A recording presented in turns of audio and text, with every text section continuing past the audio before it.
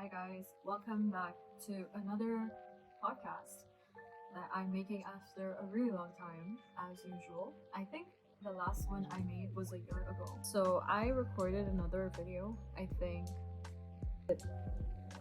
less than a week ago, and when I played it back, I edited it and everything, okay? And then I played it back, and then I was like, okay, I think I can post now. And I uploaded it, and then while I was doing that, I went back to watch another video, like the last one I made, and weirdly, it was the exact same exact same video. I don't know how, but I was saying the exact same things, and that made me really upset because you don't want to be in the same sort of mindset, I guess, a year later. Like, you want progress, you want to see yourself having more insights within a year, and I feel like that has not happened. And sadly, I feel like in some aspects I have regressed a bit or a lot. I don't know really, but yeah, I genuinely was shocked seeing how I started the video the exact same way, and I was saying the same things over and over, and that kind of made me look deeper inside, and I'm like, why? Like, what is kind of stopping me from progressing from where I am currently, or how I'm thinking? And it's okay, like, no, I mean, I don't want to pressure myself and just force myself to learn things, but it's also, like, I think good, like, every year at least, for you to take a look at what you're thinking and then see how you used to think the year before. It's very, very important to keep journals for that reason, because day to day you will not understand any difference in how you think, how you perceive the world, but then 10 years later you look back and you see how much you've grown. And I think that is my objective forever, basically, as long as I live. Not forever, but as long as I am here, it's just to see that I am making significant progress towards a better life. And I know there's an extreme to it, which is very detrimental, where all you think about is upgrading your life. All you think about is just, like, kind of making it very toxic positivity-ish, where you just always have to keep upgrading, and that way you are never really satisfied with your life. You're never really, really happy. I don't want to do that. I do want contentment and satisfaction overall. Like, I want the good and the bad, all that life has to offer and whatever. But I do want to at least, like, have self-improvement in, like, most areas of my life in a steady way where it's not harming me, if that makes any sense. I am very, very against, I don't know, hustle culture and then just grind all day. I used to be someone who was very motivated. It's such a funny word to use, right? Motivated, because motivation became a huge thing when I started really getting into YouTube and I started following that sort of content. It was, I think, back in 2017, like right after I stopped college. Not stopped college, but after I got out of college and I was going to start uni in 2018. And I think I got into a lot of that content, and it was such a flawed way of thinking. I genuinely feel so bad because it shaped my behavior. It shaped the way I made connections. I didn't understand a lot of things, and I think it was only when I was severely burnt out mentally and physically, I think, that I really understood that this is not the way to be. This is not sustainable long term. And if you're confused about what I'm talking about, I'm basically talking about giving your all to any sort of work, be it schoolwork, be it a relationship, be it a competition, anything, or office work. Just you putting your energy only into one thing is never sustainable, and all of the other parts of your life suffer. And it has taken me so long to understand what that really looks like and what that means. But I keep repeating the same patterns, and I am an intense person where I do whatever I do, like, just completely, wholeheartedly. I don't know how to put it into words in a good way, but it's just, I only have limited focus, but whenever I focus on something, I will put my all in it instead of really, diversifying and compartmentalizing all the aspects of my life. I don't know, but yeah, that is something that kind of comes back to bite me every time I do. My life suffers because of me having that pattern of behavior. And I'm sorry if I sound like, an armchair therapist all the time. I'm just trying to verbalize what I think and like how I think about these things. Wow, I just said a bunch of nothing. Never mind. But today's podcast, I want to focus on executive dysfunction. And this is something I learned about, I think, 2 to 3 years ago, maybe, or like around that time frame. Yeah. And I feel like when we label stuff, it's important to understand that the label only helps you understand what the thing is. And then you can't attach yourself so much to it that it defines you, if that makes any sense. So I still think labeling things is important. So like if you have OCD, you need to know what it's called, because when you know what it's called, you understand how it works. And then if you verbalize it, intellectualize it, you understand what the scope of the thing is. And then you know how to work around it. But if your identity becomes, oh, I have OCD, like I'm just generalizing here. Obviously, like mental illnesses are just a vast field or vast topic, which I or anyone can never cover. But say if these labels become your identity, what the problem with it is that you kind of wear it like a badge of honor, and I am just very, very, very, very against it. And I feel like it kind of stops you from getting better from it.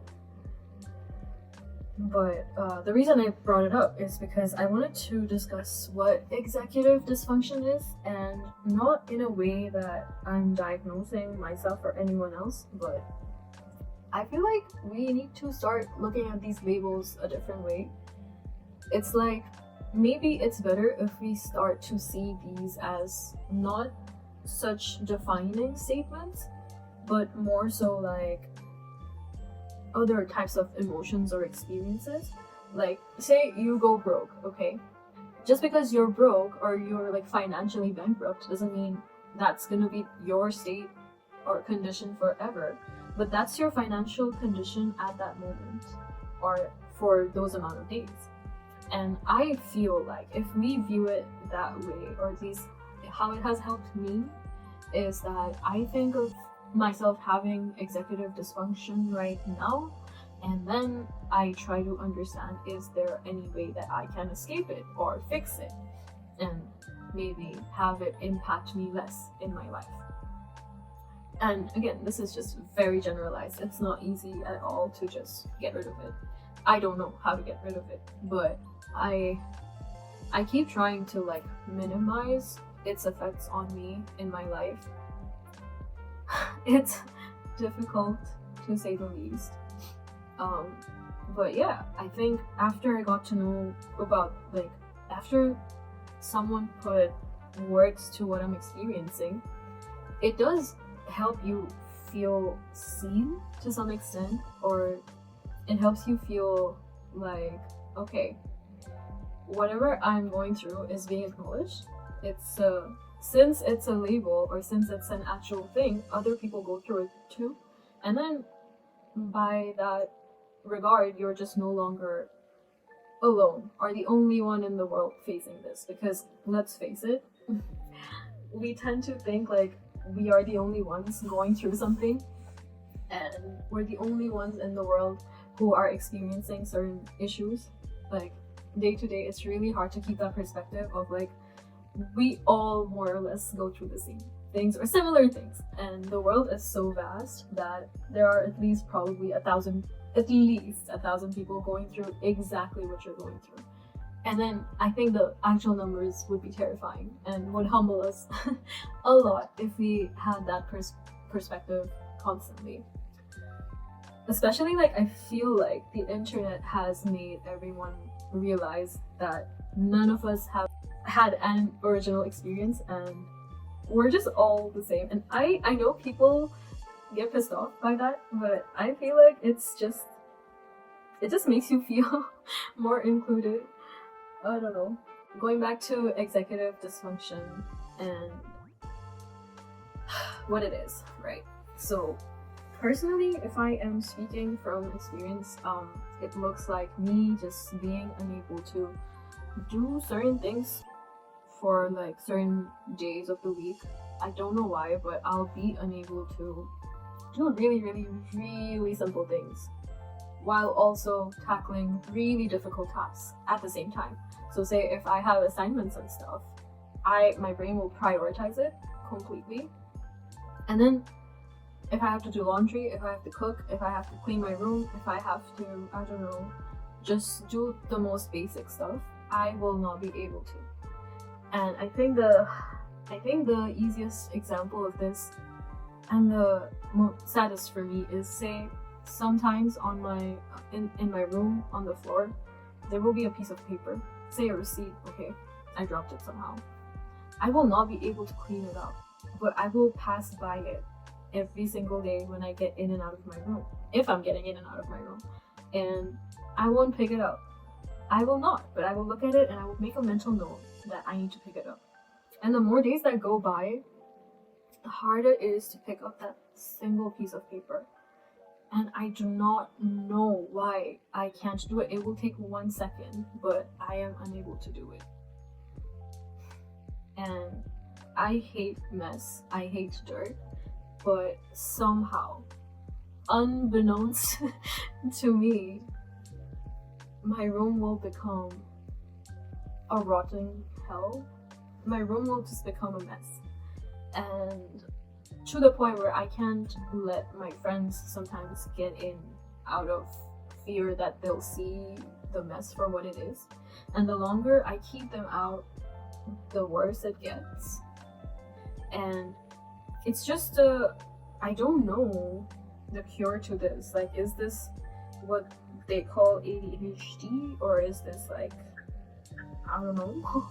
But it's a constant struggle. Like, look at my table behind me. It's disorganized, and I keep making mental notes of like, yeah, I have to clean it, and then I just don't, you know. And the more I delay doing a chore, the more it weighs in on my head, and then the worse it starts to get.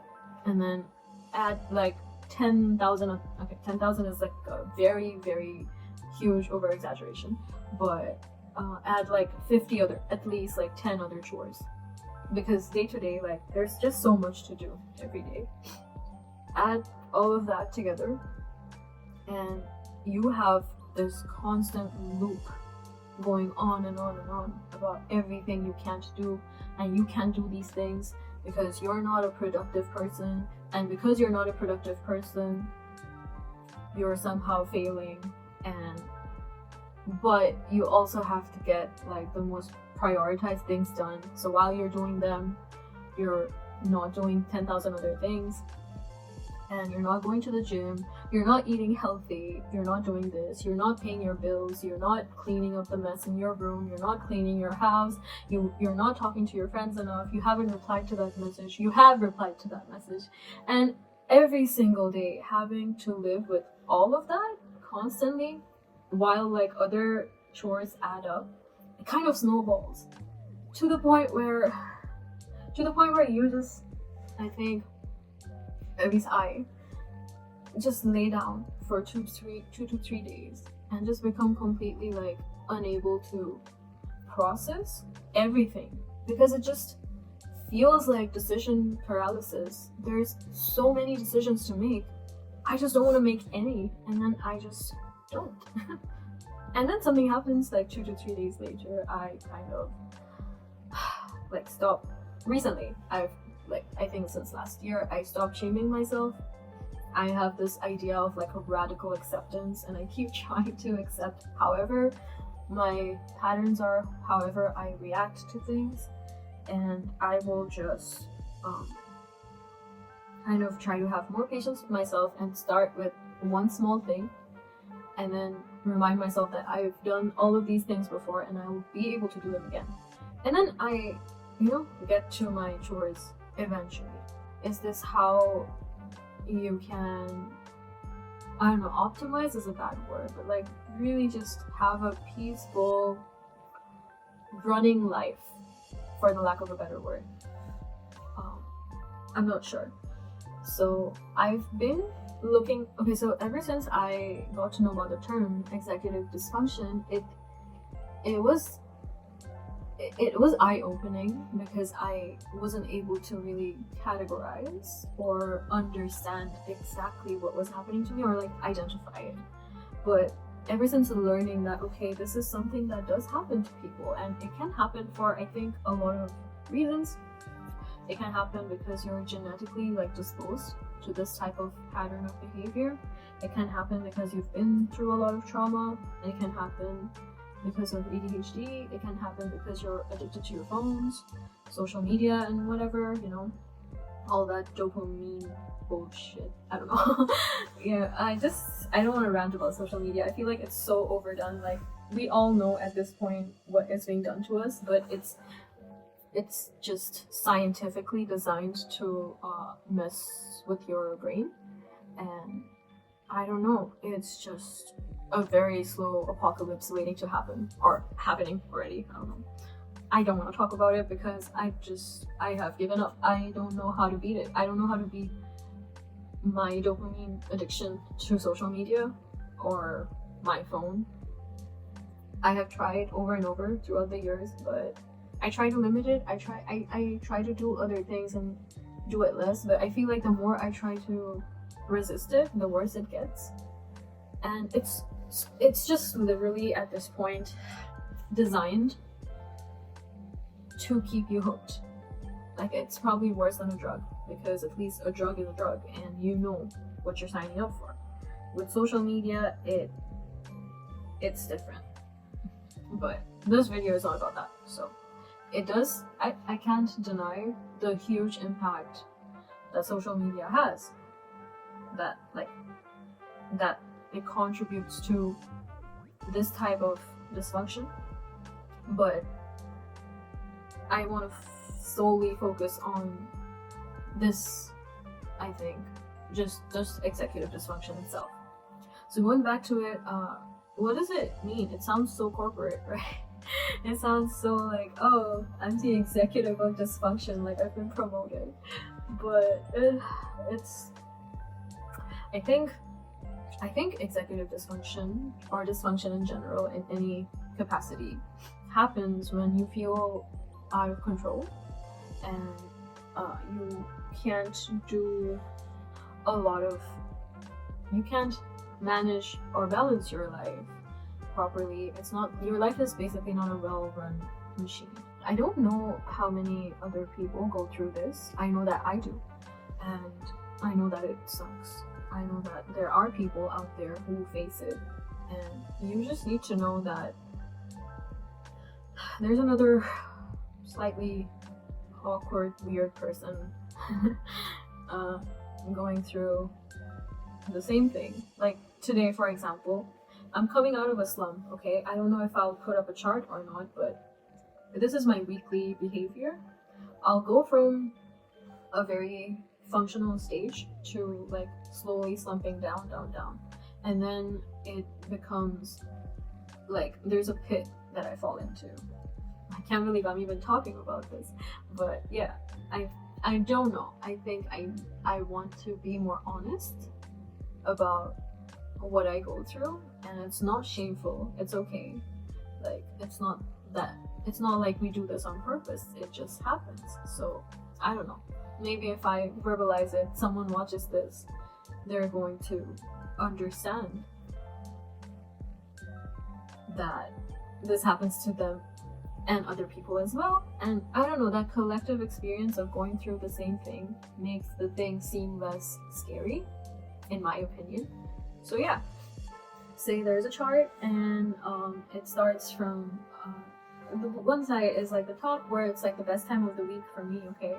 And then slowly I'll get into a slump, and then there's a pit that I call it the pit, and the pit is where you can't do anything. You're completely just paralyzed, you're completely just out of it. And then slowly you start to get out of it, from the pit to like slowly developing, not developing, just gaining more energy. And then that, you know, it just kind of looks like a sine curve.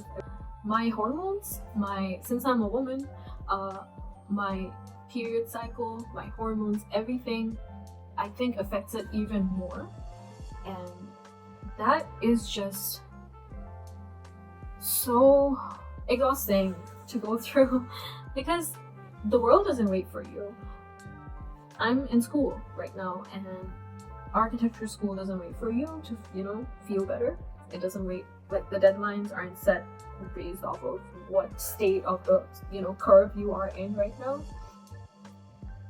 And so having that, you know, week to week difference in emotions, energy level, and then just hormones, and then on top of that having like other external or internal factors like your period or your menstrual cycle, and then stress, living away from family, all of that makes the smallest chores just so impossible to do. You can ask me, why don't you just pick up that piece of paper? The answer is, I am making a mental note of it, but I don't know how to physically do it. Like, my mind won't allow me to. Or procrastination is also part of this, okay? Like, say I do have an assignment, I know there's a priority and I have to do it, but I will be unable to do it until it's the very last minute, and I'm very much required, I don't know why I said it like that, I'm very much required to finish it. And when you put it all together, it's like it fits, it like becomes a puzzle, and you're just kind of left thinking, okay, so this affects every part of my life. This affects every single thing that I do. Say I'm very, very close to some people in my life and I want to speak to them regularly, but I can't. Why? Because some days I don't even have the energy to pick up my phone and reply to them, even though they've left me, I think, a lot of messages. And then with other people, it's not so difficult to do that. But it's so random, yet, I mean, there are patterns in this type of behavior, yet it's just so random. And okay, so the weirdest thing about this is, say every week, it's like I get a factory reset in my brain where I forget what's happening, okay? And then I'll have to go through this slump to understand what just happened, and then it happens again and again and again and again, and that's how I have been living my life since, I don't know, 2015, 16. And it just, I think having this type of dysfunction doesn't allow me to have a way more productive life that I want. I want to be, you know, engaged, like, with society.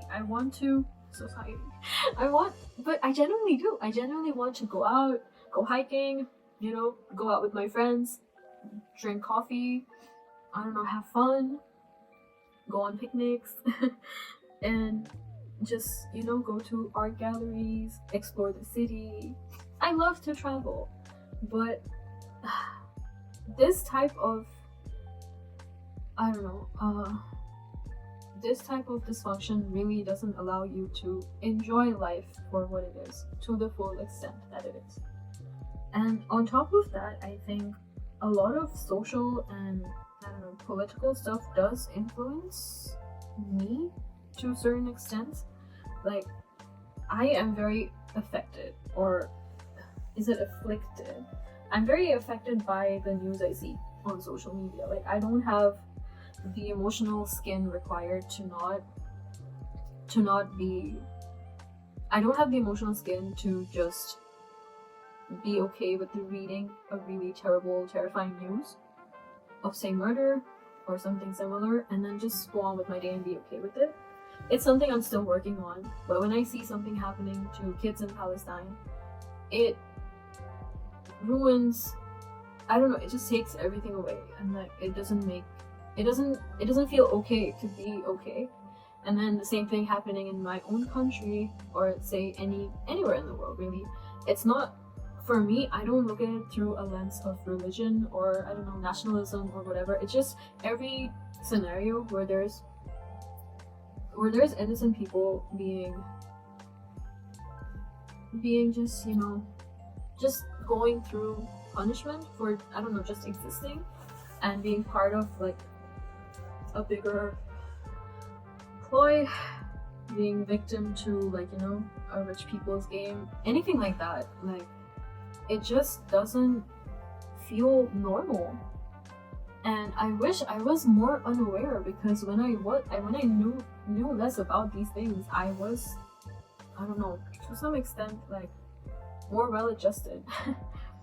And right now I think I'm really focusing on being well informed about the world, but then also constantly stepping back, because I think if I just drown in self-pity, or just I drown in, I don't know, feeling like my sense of empathy and like having that stop me from living my life, I feel like no one wins in that scenario. It's like a complete loss either way. And I think it's better to know what you can, learn, force yourself to like keep coming back to it, keep learning about it, take a step back, you know, focus a little on your life, and then stay like informed about everything and do what you can. Like, I feel like that way you are more productive and you're actually helping those people, rather than just wallowing in self-pity and then shame. At least that's how I'm starting to think, because I think just, you know, this type of like extreme news has the capability of making you go insane, and that serves no one, honestly. It's just, you know, that just you can't do that, and you can't fix the world, but you, however, can be responsible and do what you can, and then hope for the best. Which is really just, I know that statement screams of despair, and it's so sad, but it is what it is, and you have to go with it. But yeah, I think like this type of news definitely just affects my dysfunction, or whatever you call it. And I think the lack of representation of this type of stuff on, I don't know, traditional media or movies is also a reason why people don't really understand it. So there is this show, I will recommend it 1000%. It's really, really well made. It's I think Made in Love. Let me check. Okay, so the show is called Modern Love, and I feel like there is this episode. Okay, why wouldn't I just look up the episode? So the show is called Made in Love, and it's episode 3, and the title is Take Me As I Am, Whoever I Am. And this episode is about a bipolar woman struggles to find love between her highs and lows. And it's played by Anne Hathaway, is it? And she did a good job in portraying like what it is, I think, for people with this similar type of mental illness. But what they showed was not bipolar, but executive dysfunction. And my problem with it is, I think people don't understand bipolar or borderline personality disorder. Like, these are completely different from day-to-day ADHD or, you know, executive dysfunction. Because I think bipolar and BPD, they have more extreme cases of mania, and then unnatural behavior which need to be treated like as soon as possible. Whereas what the woman goes through in the show is more of the high and low, high and low. So if you have this, it doesn't mean you have bipolar disorder or BPD. It means something in your life is keeping you from functioning regularly, and if you take the meds for BPD or bipolar, in that case, it will not help you get out of the slump. I don't know what will be the effect of it, but why take medication for something you are not suffering from, right? And I don't know, in general, I'm kind of against all sorts of unnecessary medication, because in my life I have suffered a few injuries and accidents, and there has been an instance of once where I had a back injury and nothing was helping, so I went to multiple doctors, and one of the doctors, he prescribed me with medication for brain injuries because he thought I was being so worried, and my worry was making me feel so traumatized in my back or my spine, and it was a spinal injury, and that medication made me react so in such a bizarre way, and it took away my cognitive ability, and I kind of went on autopilot, and I just would not recommend anyone to ever go through something like that. So I am genuinely opposed to, like, unnecessary medication. I think the most I can support is supplements and even like not all supplements, but yeah, I think for like just normal medication, I think we should not take medication unless you are in such a severe condition that you need to treat it. And yeah, I feel like whatever we are just randomly putting in our bodies affect us in ways we don't even understand, because it took me a long time to understand. Like, I immediately understood, and so did my mom. She made me throw away like the medication because I was not acting in a way that would be acceptable normally for me, and there was no reason for that doctor to prescribe that to me because I was actually suffering from physical pain. But yeah, doctors, man, I don't wanna go off on that tangent and my experience in general with a lot of doctors, but what I'm trying to, I think, make a case for is what they showed in the show is someone, I think, suffering from executive dysfunction, and they kind of showed it as bipolar. I know that people with bipolar disorder do go through the high and low too, but then they also have very, very, very erratic behavior, and their case of mania is completely different from what was shown on the show. So if you see this episode, I would recommend you to still watch it so you can have, I don't know, more empathy for people like this. You can so for people that do watch it and people that do have this type of dysfunction, if they see it, they might think, oh, I have bipolar disorder, and then they go to a therapist and then they say these things, and the therapist might, diagnose you as like, oh yeah, you do have like these symptoms, so you might have bipolar. Or the therapist, which is a really bad thing to happen to them, but on the flip side, the therapist might also, invalidate you because you're thinking you have this and the therapist is saying, no, you do not have this. So that might be a very invalidating feeling and might make your condition worse. So the reason why I feel like it's so important to understand exactly what we're going through and label it correctly and not attach ourselves to it is because it helps you fix the problem and then move away from it. I don't like it when people wear mental illnesses as like badges of honor. I don't know, collecting Pokemon cards or something, or like collecting Pokemon badges. It's like not cool to, have ADHD, or it's not cool to have, I don't know, the new thing is, I might be completely off base saying this, but it's not cool to have, what do you call it? Autism. I see this a lot. Every erratic behavior, like some people are just wired different. It doesn't mean you have autism. And I think it kind of disrespects people that actually suffer from, the spectrum.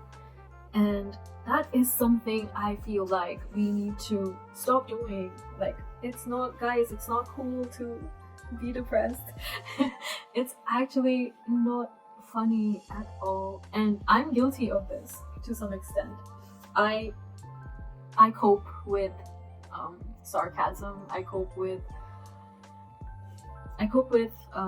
humor, and especially when I'm like burnt out, I will shitpost a lot, and it's not healthy. But by no means do I ever feel like it's cool to, be depressed or rotting away in your bed, like bed rotting and everything. Like, that genre of humor is funny, but I do recognize that it's not humorous to actually live through those experiences. And I think that's where, like, understanding what is happening, labeling it correctly, and then trying to find solutions for it. I think that these are the steps that are more necessary, than just saying like, oh, okay, I have OCD. Alright, I'm fucked. Like, I don't want to do that ever in my life, I think it's harder to actually acknowledge like, oh, I have this issue, and this is my current state of being, and I need to really do the work to get away from it, rather than just being like, oh well, I guess I'm just screwed for life. I guess this is just what I have. And it's just, I know it's easier said than done, but we have to try. I have to keep trying, because that such is life, or whatever. So I don't know if this will help anyone or not, but as a professional executive dysfunction girly, I have a few tips. Okay, so always see your instead of looking at your life from a 24-hour lens, look at it from a week lens. Like my chart, right? So I understand this chart because there was a time where I would map my energy levels like day to day. You can start with that. Map out how you're feeling on that day, every day for a month, and look at the pattern. Is there a pattern? Because for me, there was. Every 3 days I would feel great. The next 2 to 3 days I would have the lowest energy possible, and then slowly I would come out of it. Currently, right now, I'm coming out of an energy slump. Okay, I was not depressed, I was not bipolar, I was not doing erratic things. I just did not have energy and to do anything. And then now I'm slowly getting that energy back. That table behind me, it will probably be cleaned in 2 to 3 days. Me, I put on makeup today. Like, I intentionally put on a lot of makeup, and I'm going through this nostalgic phase of, re-exploring all my favorite music from 2015. It's a whole thing. But like the whole punk rock aesthetic, this is not punk rock by any means, but just this is how I used to dress up, thinking I was so cool, and this is just me doing it for my inner child. Never mind. That table will be cleaned. I put on makeup today, and I am feeling better, and I know I will for the next 2 to 3 days maximum. It might be 1 day, max 3 days, and then another dip in energy will happen, and it happens instantly, just like that. Just like they showed in the show. But I feel like they didn't capture bipolar disorder correctly. I have people in my life that have bipolar disorder, and when I tell you like, this is not what it looks like, I acknowledge the fact that it's just so much harder for them. There is a show though that does encapsulate what that experience is like, I think. There is a show called Big Mood, and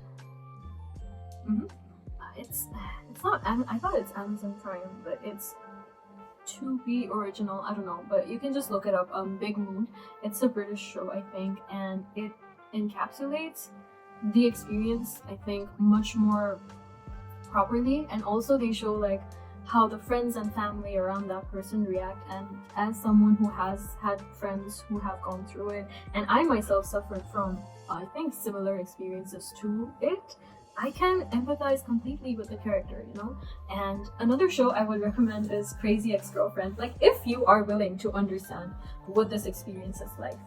But do not misdiagnose yourself. Do not take the wrong medication. I think I stopped a friend from taking medication because I'm just so afraid of like what these can do to our mental and physical health. If you're taking the wrong type of by no means I am not fear mongering. If you really need it to save your life, take it. But if you don't need it, please try alternative ways, because there are a lot of side effects that doctors don't tell you about, because they're legally not obliged to, I think, unless you ask them. And also they're paid by pharma companies to recommend these medication to you. And I don't want this video to be like, you know, against doctors and like, you know, the pharmaceutical industry is a huge scam, which we don't need to go there. But I would just warn you against taking the wrong type of medication, definitely. And that's why understanding what you are going through is so important. And yeah, that's that. But so here are, as a professional executive dysfunction girly or executive dysfunction connoisseur, no, that doesn't fit, whatever, I've been through this a lot. Okay, so I can give you guys like tips tips and tricks to manage the whole experience a little better. So first of all, when I start to have the slump, I try to keep reminding myself, hey, it's gonna be alright, and in 2 to 3 days this is gonna pass. It has passed before. This is, I think, the most important part of just reminding yourself over and over that it's gonna pass. It's not here to stay. It's gonna come back soon, in a week, but right now you don't need to be scared that your life is ruined. I think that has caused the most shift in how I perceive this whole thing. Secondly, do not force yourself to do things when you are in the slump. It sounds counterproductive, right? But it is counterproductive if you do it. Instead, if you are noticing that decrease in energy, you need to preserve whatever energy you have left to be really, really soft and kind to yourself. You need to try to take, showers and eat, and make sure. So this is what I do. I stopped being delusional. I stopped being delusional and I started preparing.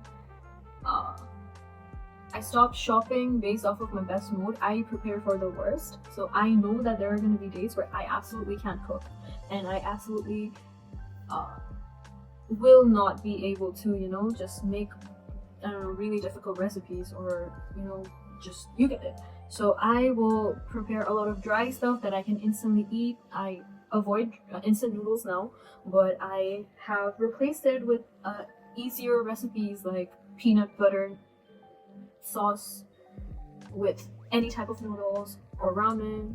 I buy frozen food that you can just steam. I buy stuff that you can just fry up, and I buy a lot of easy to make veggies, especially enoki mushrooms. They're like my new favorite. You can just wash them, cut them up, fry them in butter, perfect. You can steam them, perfect. Like, they're just so easy and so chewy and in a good way.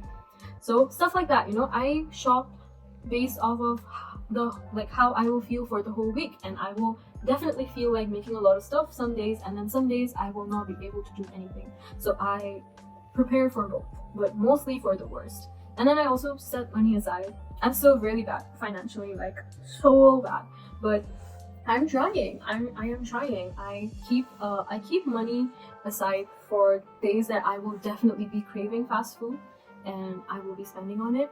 I haven't bought a gym membership in a really long time, because I know I'm not there mentally to be able to go to the gym. However, I am trying to find out easier ways to work out where it doesn't feel like a chore. So it can involve like listening to your favorite music and just walking around the room when you are not feeling like, when you don't have energy, when you're in the pit or the slump. And then having a playlist. Like, I have a gaming playlist and I have a workout playlist, and sometimes I don't want to listen to the workout playlist, so I will play the gaming playlist and just walk around, just move my body a little. Like, any little bit of movement helps during this time. And then once I am in the pit stage, I feel like I have just like, I'm making it a bigger deal than it is. But it does feel this way, like, genuinely, you know, it does feel like this constant loop of experience. But yeah, on the days that I am in the pit, or whatever you can call it, like the most inactive stage, I won't call it a depressed stage, the most inactive stage, I just do nothing. I have my blanket, I make myself comfortable in my bed, and I watch videos. I don't know, I take my laptop in my bed and I just do whatever on it, you know, but I don't push myself. And the reason I'm saying this is I have noticed the biggest difference since doing that. My pit phase, I recover really quickly from it, and since there's no shame attached to it, I'm not constantly like berating myself for not being able to be productive, I am able to jump back really, really fast. And I think it might be common knowledge for some of you, but for me it has been life-changing. I had way worse experiences when I tried to push myself out of it, and I tried to make myself, you know, I tried to like resist what was happening.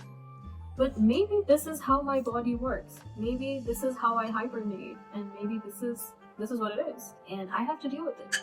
And there's no problem if I have to deal with it, you know? Not everyone functions the same way, because since I have this resting period, or like, which I used to take very negatively, now I think of it as me resting up, so I have way more energy for like the rest of the week. And I do, you know, I have crazy amount of energy. Like, once I start to go into that energetic phase, my god, I sometimes scare myself by how intense I can feel about, say, a project or a thing, especially like in design and studio. Like, I will, if I want to work through something, give me 12 days, give me like a week, I will just, I don't know, just do it. And that's, I think, the pro of having some dysfunction like this. I would not recommend it. I would rather have a more balanced life, because the cons of it is like I burn out so much and this whole cycle continues. So yeah, I think, especially like I'm in my final year of school now, which feels so weird to say because it feels endless, but in my final year I wanna focus on not burning out. I really don't want to burn out, and I don't want to sacrifice like my mental health anymore for anything, you know? Just because like it's hard to do doesn't mean it's worthwhile. And I think it took me a long time to understand that statement, but I think I finally do understand it. And yeah, I am not going to do that at all. Instead, I'm gonna try. I'm laughing because it's, I think, not gonna happen. I think design has a way of just, I want to make a video on architecture someday. I just don't feel confident enough yet, but design has a way of making you lose your sense of perception, I think, and just your sense of self. It forces you to be consumed by what you're trying to make, and if you don't have the skills to back it up, it's not gonna look like what it is in your head, and it's gonna make you so depressed and feel like life has no meaning, and it's unnecessarily so serious. Like, it does not need to be that deep, but it is every time. Never mind, that's not what this video is about, but yeah. So I guess for this video, that's what I am trying to really explain. And as a reminder for me too, like, I want to come back a few years later and look at this, and I hope I have beat the dysfunction, you know, I have like gotten it away from my life. and I hope it helps you guys too. Another thing is, like, since this type of, behavior or pattern happens a lot, I don't end up going outside as much as I would like to, especially like during the day when the sun's out and about. And so because of that, I think I have vitamin deficiency, like a lot of them. But I think one of the vitamins that I'm definitely deficient in is vitamin D3. So I did consult a doctor, like not directly but through a friend, and they said that it's not harmful if you take this supplement, but you need to like make sure that you don't overdose on it. So I did a little bit of, like, I wouldn't say research, but I looked it up a little, and there's this vitamin called vitamin D, and I think it's 1,000 IU. That's the one I bought because I don't want to overdose. I don't think you can with like a small amount of vitamins, but like this is the one that I went for. And honestly, okay, so when I do take any sort of medication, I don't judge it like in a short term. Like, I think it takes around 3 months to really notice the difference that it's making. And I'm not taking any other supplements because I want to know if this is going to actually help me or not. I feel like oh, I didn't mention a very important thing. Okay, so I feel like this has helped me be more conscious in my life and get rid of brain fog. So I suffer from brain fog a lot, because so what is brain fog? It's basically where the my sense of perception is very clouded. Like, everything feels hazy. I can't understand simple basic things sometimes, and I feel like this has helped me, like the vitamin D. It can be of any brand, I think. I think the vitamin D has helped me get rid of the brain fog to a huge extent, to the point where even when I'm being in the pit or whatever you call it, things don't feel as hazy. And I spoke to another friend, and she did tell me like she does have the brain fog issue too. And I think being deficient in minerals and vitamins causes this type of brain fog. I might be wrong. Another thing that is very important is the type of food you are eating. I am very addicted to fast food, like, sorry to say, but I'm trying to constantly get rid of that habit. I think if you start to introduce more gut healthy food, so this is like something I'm trying to really look into more. Again, I wouldn't call it research, but I try to read up about it a lot. And I think if you take care of your gut health, your mood and your brain function automatically improves. And honestly, it's just so true for me. So in my diet, I keep it traditional still, because I grew up eating a certain type of food, and if I completely stop eating that type of food, I think my body wouldn't be able to cope normally. So I don't avoid rice, I don't avoid curries. I love curries, and I think curries have spices that are very anti-inflammatory, and they really, really, really help you. But I also have introduced like food from different cuisines that really are beneficial to your health.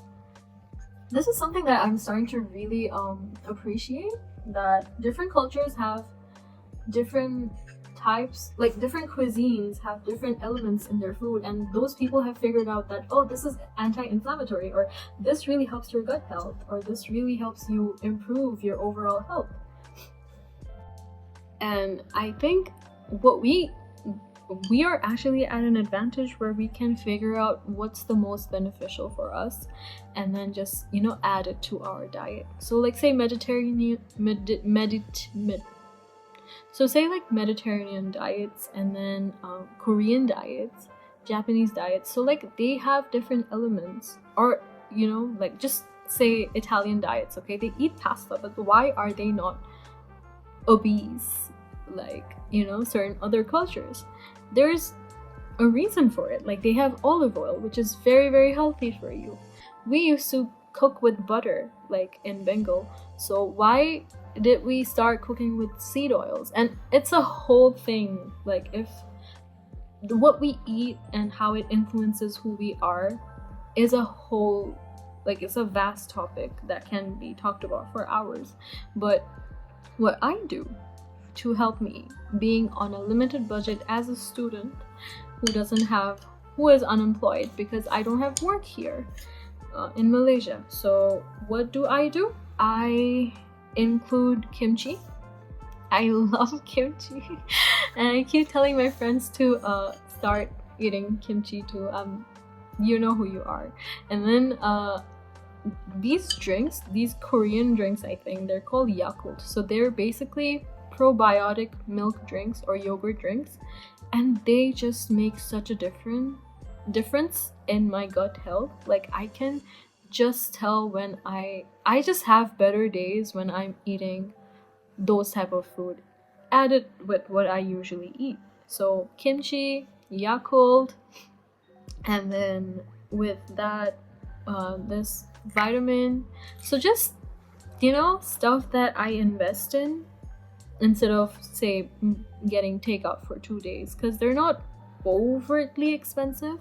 And also, another thing, I hate how this has become like a health fitness video. Like, I am not giving out fitness advice, I'm just telling you what has helped me so far. Another thing that don't make fun of me, but it's salmon. Okay, I recently learned that they're very high in magnesium, and I feel like that's definitely something I'm very deficient in. So I try to have it like every 2 weeks, so like once every 2 weeks. And I just make the most basic recipe. I don't fry it, I just add a lot of spice to it, different types of spices, and salt, pepper, butter, and I add it with rice to a rice cooker, and it makes the most delicious rice meal ever. And it just, I feel like it does help me to, instead of taking a supplement, I would rather take it directly from the source. But obviously that's not a very affordable option, like for students especially. So I don't know, just look up like different sources of magnesium. I think tuna is one, like canned tuna. And so all of that, this is like some of the types of food I have to help with my gut health, which in turn helps me not have brain fog, and then helps me think more clearly and manage my dysfunctional pattern. So other than that, I also keep like a lot of bottles of water near my bed, so I'm not, because I don't want to go up and get water every time sometimes, and I can just drink it straight from the bottle. I keep trash bags near me, so I can just, whatever trash I have, even if I'm not throwing it away, I can just pack it up in a bag instead of just trying to minimize a cluttered space, And then buying some things in bulk so that I don't have to constantly go out and buy or order in. So all of that, I think, I don't know if anyone wants to know. I don't know if this is helpful to anyone or not. I'm just putting it out there, I guess. But yeah, I think it's definitely manageable. Some days it feels like it's not, but I think on those days you have to remind yourself, like, I've been through this before, it's gonna happen again, and I can make it better. Like, I can make the whole experience less stressful for me. And when I do like these things in advance, it does feel like past me is like, like has put effort into taking care of future me, and it feels nice, And yeah, it definitely, I think, is a topic that needs to be talked about more. I don't know how to get completely rid of it. I don't know if it ever completely goes away. I do wish it did, because it would help me be way more productive and do way more things. Being through life is just going through these things or something. I don't know. I'm no expert. Okay, I'm just sharing my experiences.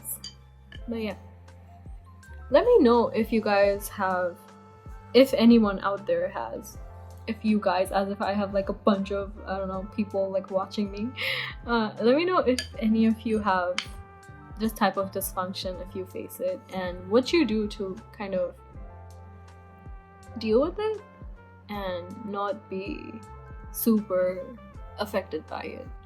So that's what I wanted to talk about this video.